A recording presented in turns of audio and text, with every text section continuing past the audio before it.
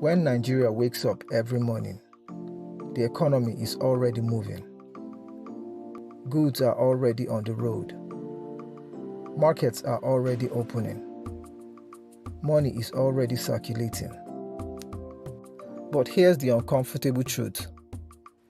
Much of this movement is powered quietly by one region that rarely gets credit for holding the system together.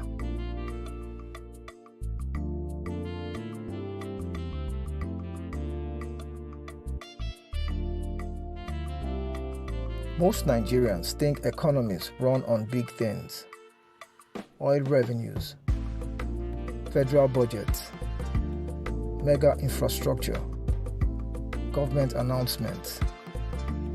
But economies don't collapse when speeches stop. They collapse when circulation stops, when goods stop moving, when markets go silent, when supply chains break. And this is where the Southeast becomes impossible to ignore.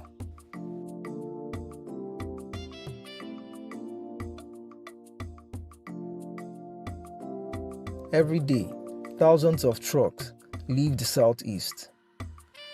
Auto parts, food items, clothing, household goods, machinery components. They move north. They move west. They move south. No headlines follow them. But if they stop, Nigeria feels it immediately. This is not theory.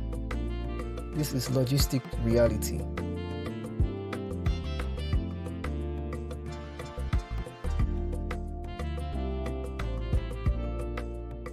Nigeria's price stability doesn't come from policy alone.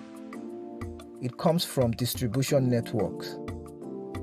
When goods flow fast, prices soften. When goods stall, inflation explodes. Markets like Onitsha, Aba, Ariaria, Ogbete, and countless smaller hubs act as shock absorbers. They break bulk, they redistribute, they adapt. That's why even during crisis, goods don't disappear completely.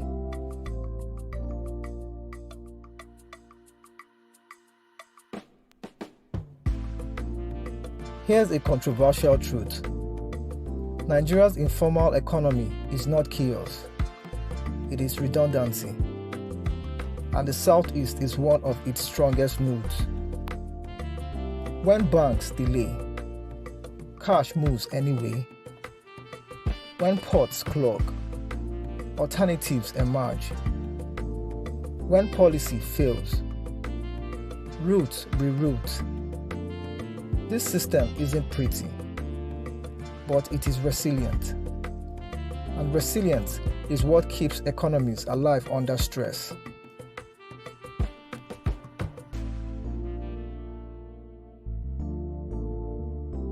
Backbones are never visible from the front. They don't shine. They don't trend. They don't get celebrated. They only get noticed when they break. Because the Southeast doesn't control narratives, only movement. Its role gets minimized. But economies don't care about narratives. They care about continuity.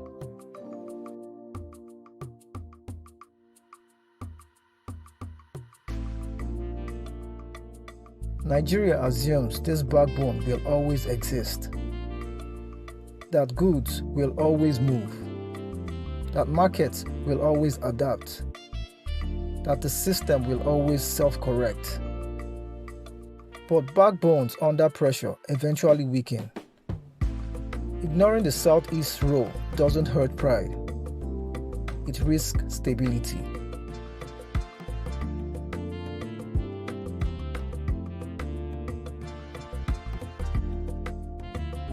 Imagine what happens if this backbone is supported, not ignored.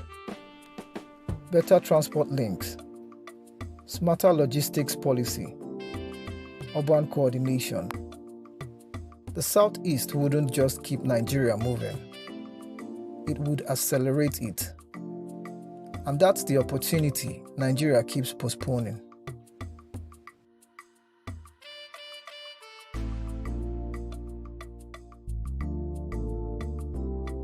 Nigeria doesn't collapse every morning because someone, somewhere, is already working before dawn.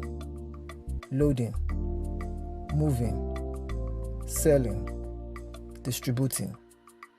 The Southeast doesn't shout about this role. It just keeps the economy breathing. And that is what a backbone does.